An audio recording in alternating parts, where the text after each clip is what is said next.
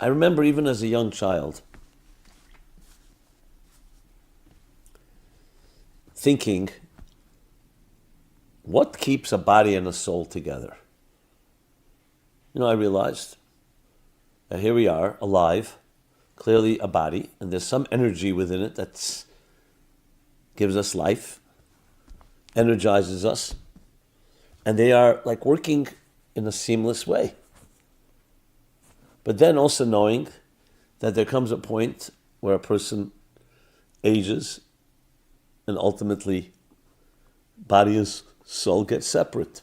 So I remember asking my parents, teachers, no one gave me an answer. Everyone said, you'll get older, you'll figure it out. It's a question everyone has. One of the mysteries. As I got older, I realized that's very true. It is a big question. The question is not just about body and soul, it's a question about matter itself. Even until recently, many theories have been posited, but the question is, what gives matter its stability? We know today that matter and energy, E equals mc squared, are reversible and are actually two forms of the same thing. All matter is energy, and all matter can be turned into energy, and energy can be turned into matter. And yet, matter remains stable, unless extreme situations. Heat. So you put a piece of wood in a fire, it'll break down the wood and it'll turn it into fuel, and then matter, of course, becomes less stable. It turns into ash. You subject other matter to extreme levels of heat, you can literally also create an instability on the atomic structure, the molecular structure. High speeds, nuclear fusion, nuclear fission. But leaving matter alone, unless exposed to extreme situations, it has a stability that we totally rely on. So what keeps it that way? Why doesn't it implode? Why don't the energy, the particles, the molecular particles made up of atomic and subatomic particles, what keeps them glued together to create a solid object like this table? Or this body for that matter? So you'll find many theories out there. Some ironically actually rely on Heisenberg's uncertainty principle. I remember a book called The Most Certain and Reliable Machine on Earth is built upon the uncertainty principle. Computers. The uncertainty principle states that not due to lack of knowledge, but fundamentally, on a subatomic level, the velocity and the position of an atom cannot be known. And based on that, there are theories that that's what keeps it together, because two quantum particles can never be exactly the same, and therefore that tension keeps them together. I'm not going to go through all the details of it, but it's interesting. But I'd like to present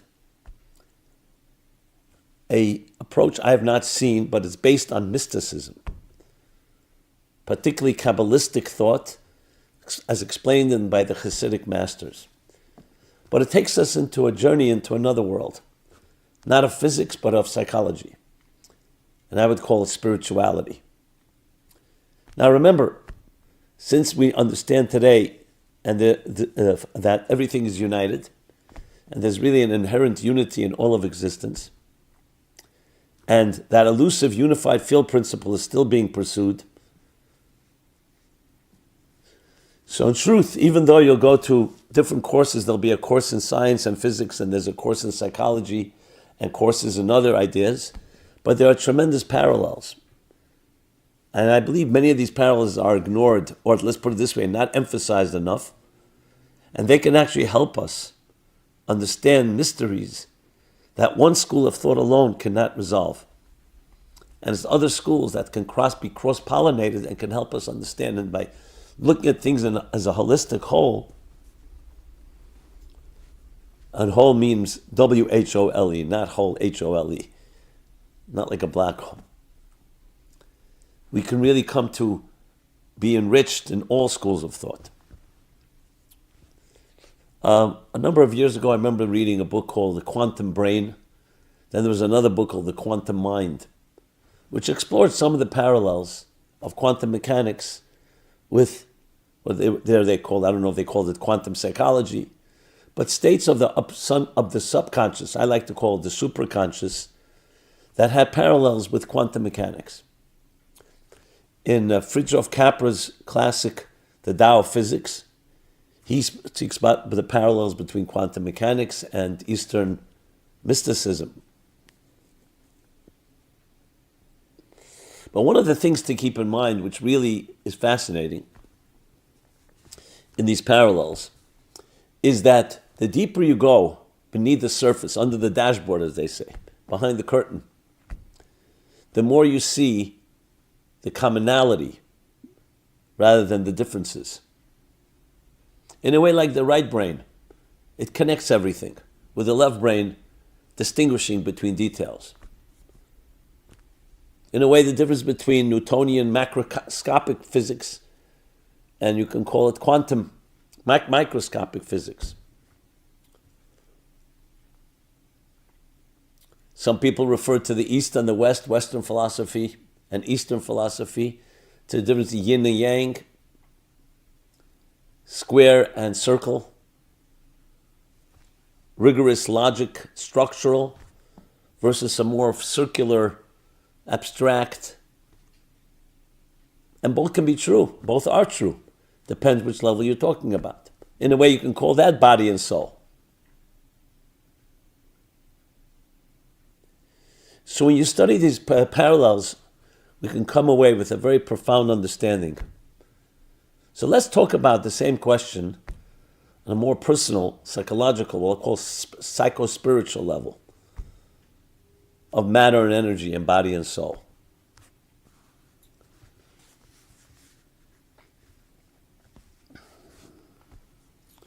And that comes down to a big question that people have struggled with from the beginning of time. We clearly have at least two voices within us. You can call two forces, sometimes referred to as two souls. One the animal soul, one the divine soul. Or we use more secular terms, one survival and the other transcendence. The body energy is more about survival. When I say survival, I don't mean at the minimum, but it means dealing with the physical needs of a human being. And I'm talking on a human level now. To eat, to drink, rest, exercise, good health, hygiene, broaden it a bit, make a living, pay your bills, build a life that works. But then there's another part to us, which is not just animal bliss. There's an angst, there's a tension, there's a search. We'll call it transcendence, the voice of transcendence. Seeking something, seeking purpose, meaning. What is behind all of this? Why am I here? Where do I come from? So the animal in the wild doesn't struggle with that question, at least not that we know of. And that's why they have a certain bliss, a certain calm. I remember once, I'm a New York boy, I remember once in the summer going up to the mountains, Catskills, and it was the first time I ever saw, with my own eyes, a cow. There are no cows walking around the streets of Manhattan. Not human, not animal cows, at least. Yeah, they build these bulls in, I guess, in Wall Street, but they're not real. And I remember asking, I was driving, I think it was my uncle, I'm not sure, it was maybe my father, to stop. I wanted to just watch the cows, and I saw them grazing in the fields, and I was taken by it. Not so much about seeing a cow, but the way they were calm. No neurosis, no struggles, no fighting. Maybe they do when they need to breed or hunt. Well, cows don't hunt, but just calm. They have no needs for therapy. And for hours upon hours, I didn't spend hours up there, but I could tell that they are completely at peace. Very unlike the human race. They're not taking medications. They're not going, as I said, to therapists. They're not depressed. They're not euphoric. And indeed, they're also not driven to build anything, except to take care of their needs, to breed, to give birth, to feed their young, to protect them, to feed, and produce the next generation. There's no drama. As I said, they're not building better homes. They weren't building better technologies. They don't use technology altogether. And they're not seeking to. And they don't feel deprived. It's a very envious life for someone who's struggling. So what distinguishes us from them? We have a different voice. An additional voice, I should say. We also have that need to survive. All the things I mentioned. To breed, to feed, to take care of our young, to protect. But we have this other side. Connects to our curiosity. We'll spend millions, billions, trillions of dollars of it spent on NASA to explore one thing, to satisfy our curiosity. What's out there? We looked up to the stars. Is there life on other planets? What's out there? Yes, many derivatives have come from, many benefits have come from this exploration. But it was driven by that one question. No animal ever asked that question, and therefore never pursued it. So they say more knowledge, more pain. The more we're aware, the more difficult it is. But we do have that other side. We're not satisfied purely with animal bliss. As many pills, and as many addictions, and as many ways we try to numb ourselves and relieve our existential angst, there's something in us that remains hungry for that. That's the transcendent voice. And in many ways, there is a tension. You can say even more than a tension, a battle between these two voices. Because one is driven by self-interest. To take care of my needs. My body is hungry, I'm thirsty, I'm tired. I want recognition, I want respect, I want power, I want influence. Ego, the ego. The other voice is seeking something beyond yourself. So of course they're going to clash. Because every decision you make, am I going to take care of myself or am I going to help another? So I understand the evolutionary biological explanation is that even when you help another, it's also for yourself. Richard Dawkins' famous line or book, the selfish gene, even the very gene, not by nurture or education, not conditioning, the gene is inherently selfish. Because everything in life is about survival of the fittest. So even when you coexist with others, even when you love, even when you're noble, is because you're going to benefit from it. But something always rang untrue about that. In other words, to dismiss all the nobility, all the sacrifices, all the beauty of human behavior. Yeah, I understand it explains all the atrocities and all the inhumanity and injustices people have perpetrated against each other. But to dismiss all the other side of things, that it's also selfish, I don't know, it didn't resonate. And I'm not getting into a debate about the issue right now. Everyone will decide as they see fit. But there is a conflict between these two voices. Because the fact of the matter is, if loving another is so important for you, so why is it that people don't love others? Because they've decided that it's not important in that moment. I understand you can explain it. But I'd rather go with the approach that there are two voices, and there is a conflict, and we feel that conflict all the time. There's a battle going on between your animal soul and your transcendent soul. Or you can say between your body and your soul. And yet, as I discussed at the outset, they come together, work as one seamless whole, I'm not talking now that psychological battle. Now I'm talking about physically they're just together. But there is a psychological battle. So it's not just a battle between matter and energy on a physics or scientific level. It's also on a personal level. So which way do we go?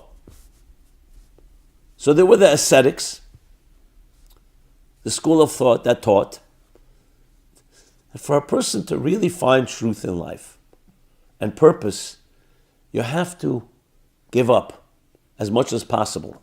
Surrender your ego, your bodily needs, even to the point of living an ascetic lifestyle, not to indulge in food and drink and sleep, and basically break your body. Some went to extremes even. Extreme fasting, even punishing the body, afflicting it. To discover that the material world is your enemy. And by coming to peace with that, you can allow your soul to soar, to spread its wings. There are schools of thought like that till this day. Maybe not in such an extreme level. It's the idea, let me get away from the rush hour of the marketplace of Wall Street, metaphorically speaking, and go off to nature, to a mountain, to an oasis, to a valley, to meditate, and not be distracted by all this that's going on, the whole hoo-ha. Especially today with technology literally inundating us with so much streaming of data, overwhelming our senses. Yeah, we may have become addicted to it and we think we may be emancipated by it.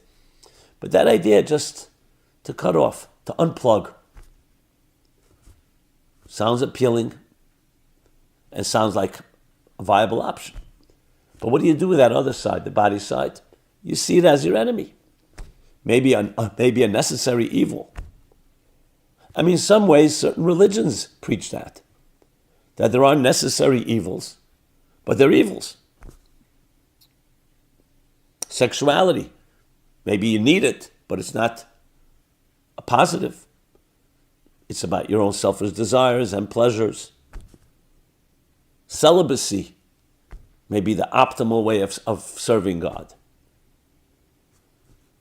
The other approach, which more people have embraced, is not even an approach, is the default state.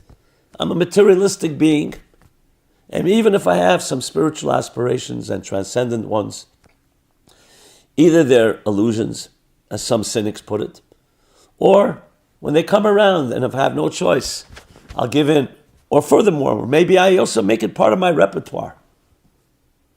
Weekends, vacation, moments of transcendence in my life. So many people compartmentalize between the body survival of the fittest approach and the more transcendent approach. Now, transcendence, I should spell out, includes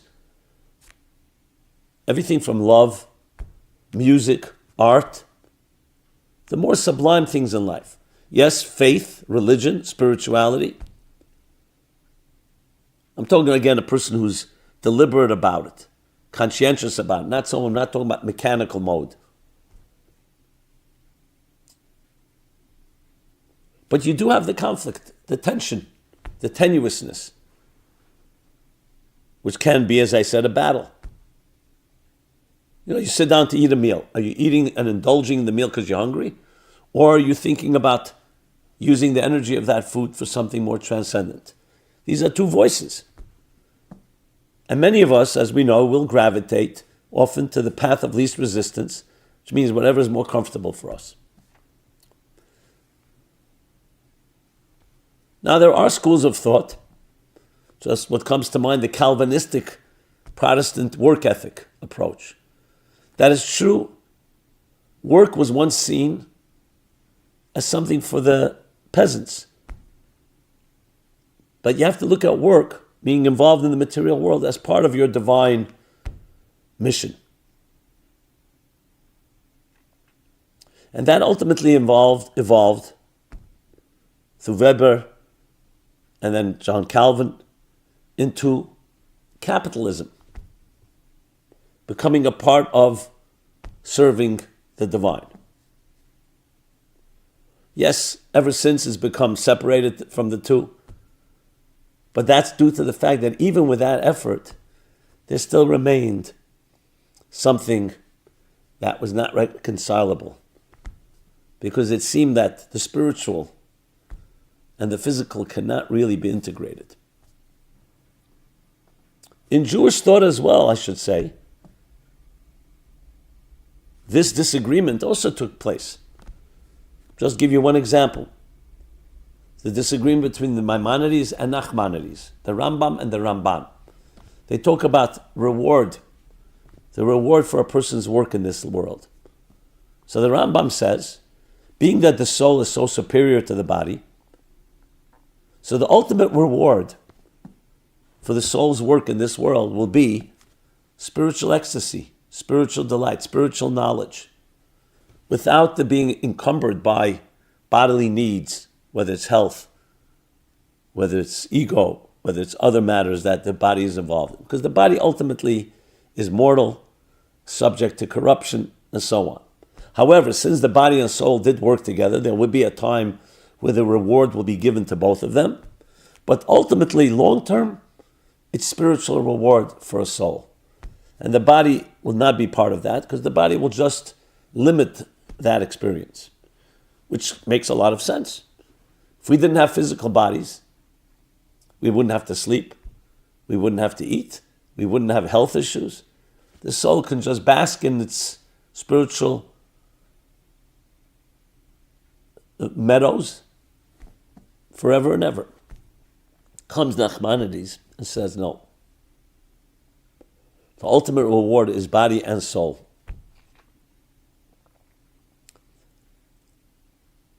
Interestingly, the Kabbalistic and Hasidic masters followed Nachmanides' opinion. But there's a deep reason for this. And when I discovered this came to answer so many questions, including the question, what keeps the body and soul together? Because here is the mistake we all make. We look at material life and spiritual life as two dimensions, two options.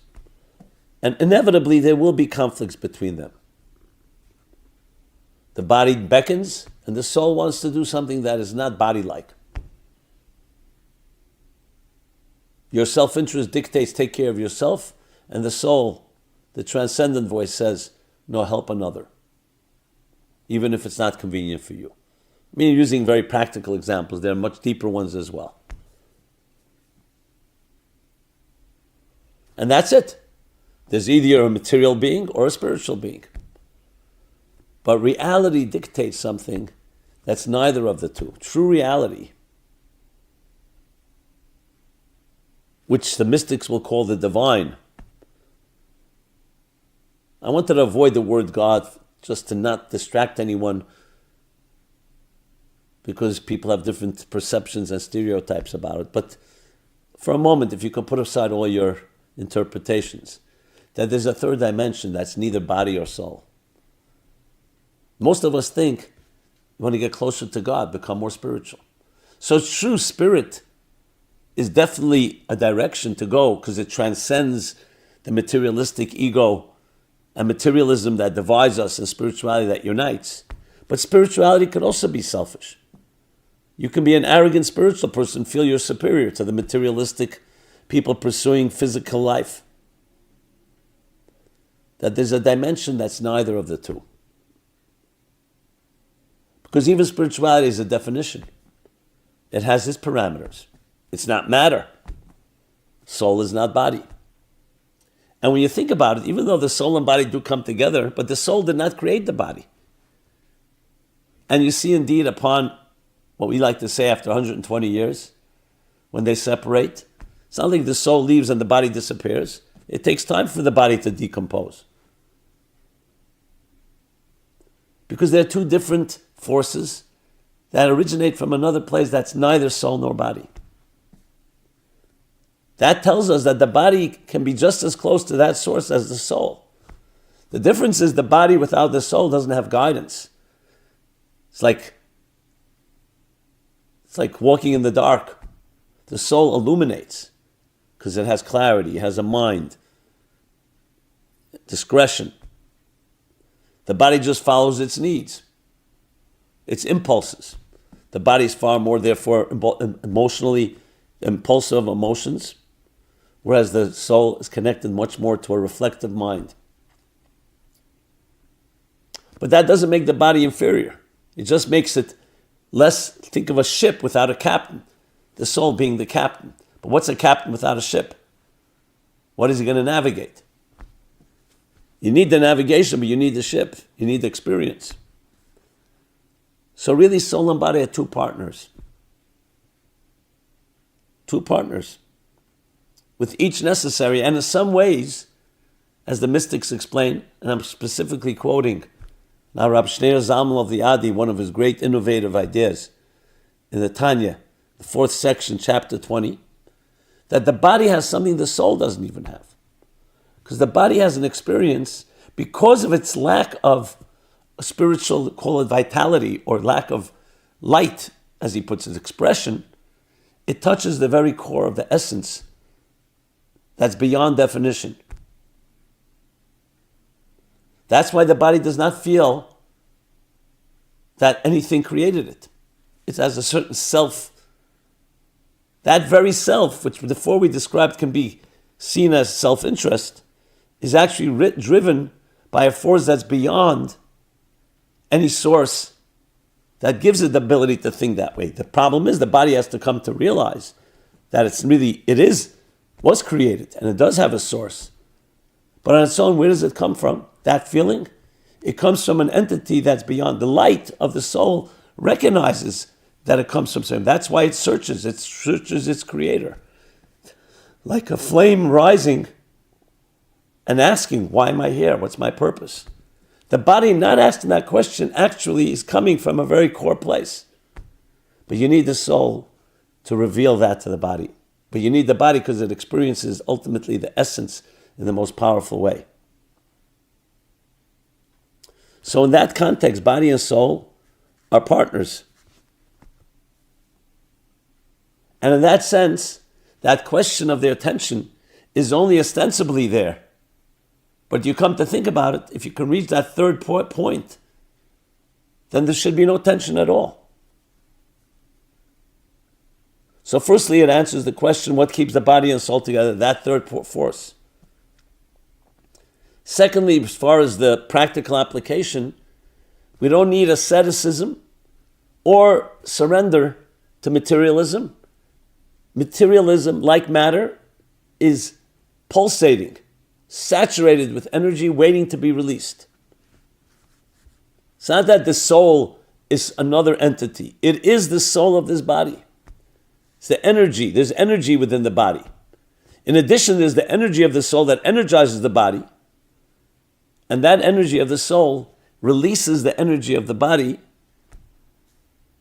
So essentially, the approach to life is not one of asceticism, escape from the material. Your body is not your enemy, even though it appears so initially. It's also not surrendering to the body. It's spiritualizing the material. It's taking your body and sanctifying it, not ignoring it. Obviously taming it to the point that it shouldn't be destructive to yourself or to others, but ultimately transforming it. And the truth is, with the entire world, everything is neutral. Your eyes, they can look at something that's healthy and motivating. They can look at something that's destructive. Same thing with your hands. You could hit someone and hurt someone, God forbid. You could reach out and help someone. I mentioned before, you eat a meal, you could eat a meal, just self-indulge, or eat a meal and see it as a form of energy that being released into your body, to use it to do constructive things, to do a good deed, to study, to grow, to be transcendent. You're spiritualizing the material. Because realizing, in the words of the Kabbalists, the profound sparks that lie and are embedded in every part of life experience, including the material, and in many ways, even deeper sparks in the material world than in the spiritual dimensions. So it's a whole new take on life. It's a whole new take on, even on a scientific perspective. That what keeps matter stable? Not just the fact, and I'm not negating any of the theories, but not just the fact of those, not just as a result of those theories, but that there's a third dimension that's keeping them together. It's not the atoms that keep the matter together, and it's not the matter that keeps the matter together, because in truth, those two should clash. It's a third voice. Think of it like a conductor of a symphony that makes sure that everything works together. That's what brings body and soul together upon birth. And the same thing upon death. They separate because that third entity wants them to separate at that point. Now, when the body will be fully saturated with spirituality, they will not need to separate. But that's another discussion for another time. So we come away from this as an approach that really affects everything we do in life. In other words, our mission is not just to be more spiritual, but it's to be holy, to be divine, to actually spiritualize the material. Spirituality is a step toward that direction. It's just like you go to school and you study. You can't just do whatever you like. You want to study and discipline yourself, but then you want to go back into life after school and elevate your life. Same thing here. There's obviously a time for introspection, for spiritual meditation, for prayer, for study. But the goal is to bring back whatever you've learned and be the captain of your ship. And guide the body to achieve and actualize its tremendous, potent potential. So at the end of the day, yes, we have a divine partnership, body and soul. Both are divine. One more concealed, one more revealed. Imagine if we didn't have that angst. We wouldn't have that longing. So then you could be satisfied with animal bliss, but that's not who we are. But that longing should not cause us to negate or to escape from our bodies. It should cause us to reach, but take our body with us. And that's ultimately the goal. That through a good deed action on a body level, you can achieve even more than a spiritual meditation. But it's not a contradiction. They all come together in this beautiful, eloquent dance, integrated dance. In the practical terms, it translates into how we live our daily lives. It's not just enough to be a spiritual person, but when that refinement has to also translate into your behavior. Being a kinder person, a more sensitive person, more giving. Because spirituality can also be a power game. People can use it for control and ultimately abuse. And that's when it all gets twisted. Or actually, in the name of spirituality, the body is actually following its own needs and its own temptations. That often happens. You find that. There's a very thin line between spirituality, sensuality, and sexuality.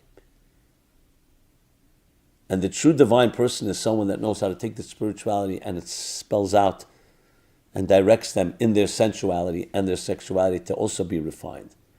And as Maimonides puts it, you want to see who's a truly wise person, don't just look at their intelligence or their spirituality. Look at how they behave, how they walk, how they talk, how they treat others, how they sleep. Because it's ultimately the mundane that needs to be transformed.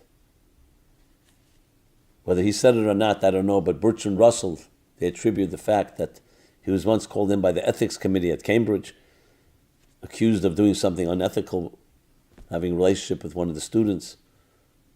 And they said to him, Professor Russell,